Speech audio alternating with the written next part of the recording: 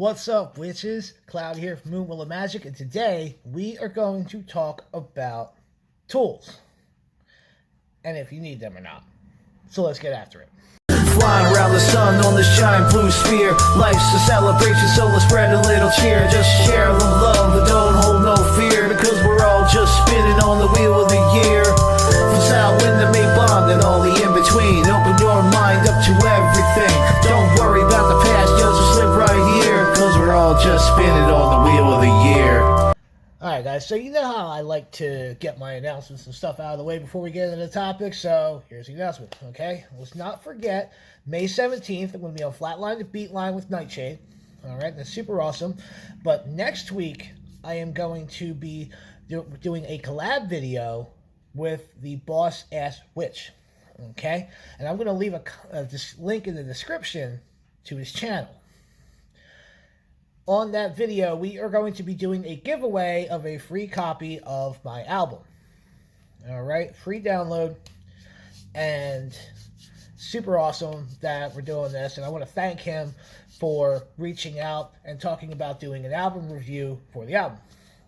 So to all you other YouTubers out there, if you want to do a review of my album, by all means, let me know. You can find me on Instagram at CloudRapsWicca, Facebook at CloudRapsWicca, Twitter at CloudRapsWicca. You can just comment below and let me know you're interested. It would be super awesome, and I would appreciate it. However, if you want to know what the contest is, you're going to have to go watch that video over on his channel. But his channel's great. It's definitely worth checking out, so check the link in the description and hit him up, because I kind of like what he's doing over there. Alright everybody, so let's get into it. When it comes to practicing witchcraft, do you need tools? Now that is a question that a lot of people can debate. Me personally, I don't think you do. It's nice to have them. They're pretty. It helps out the pagan community purchasing tools. And there's a lot to speak for power that can be imbued in charging items and stuff like that. But for the broke witch, or for the newbie witch, if you can't afford to get this elaborate stuff,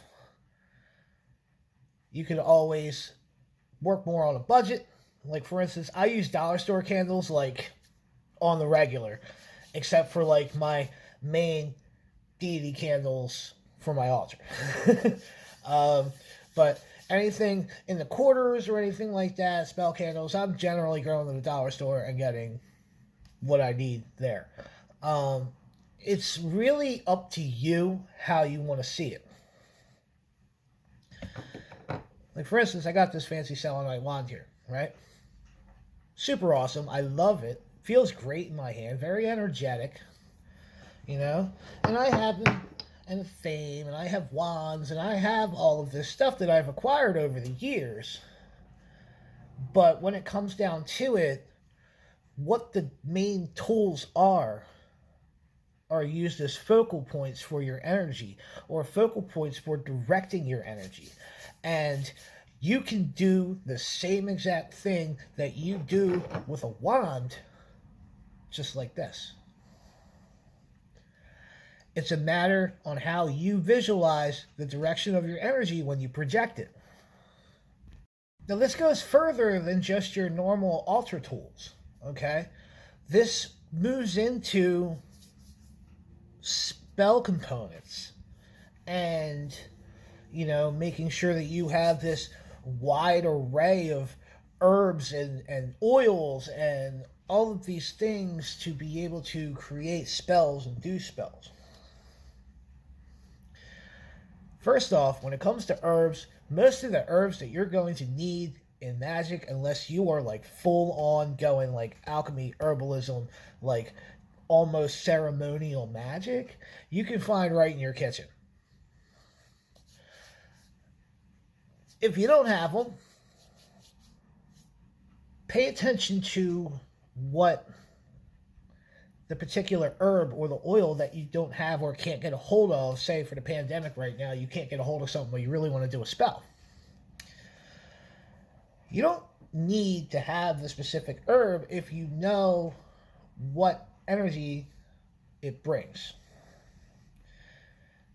Let me give you an example. So, one of the most popular herbs out there, and it's pretty easy to get a hold of, but say you can't. Lavender, right? We all love lavender. Serenity, calm. And we use lavender in a lot of different spells, ritual baths, tinctures, hex bags, all sorts of stuff to help bring us calm, help keep us in balance, right? That's one of the very popular uses for lavender. If you can't get a hold of that, you can just as easily focus your mind on those aspects of energy and calming. And you can do that without the herb. You can do that without any of the magical properties as long as you properly focus your mind. There are ways to do spells without anything available. It's a matter of directing your energy in a manner that is focused to a point. And that is what the herbs and all of the, colored candles and everything that we use in our practice are meant to do. So without a whole lot of tools available, there's a lot of household items that you can put to use for your practice. For instance, the corner of a piece of paper. Just the corner.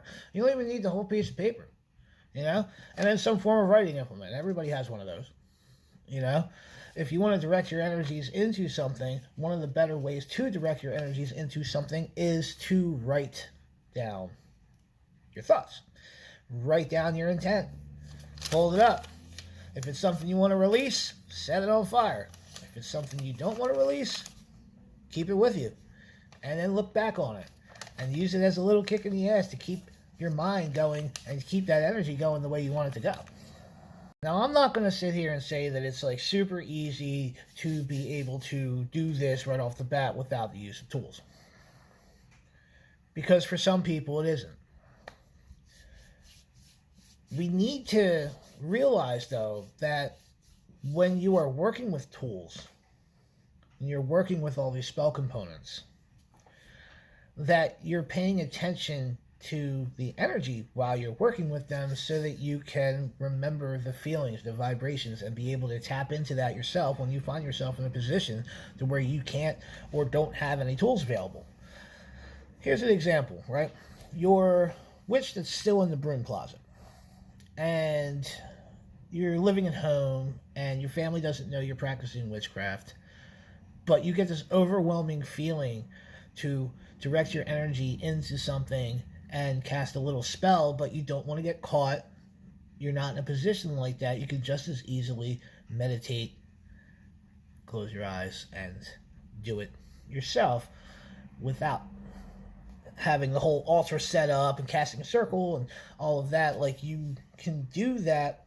You can cast a circle without anything. You can do all this stuff without it. So how does one get to this point? It's a matter of realization that the power that you raise and the power that you direct is within you. It's not coming from the tool or the herb or whatever it is that you're working with.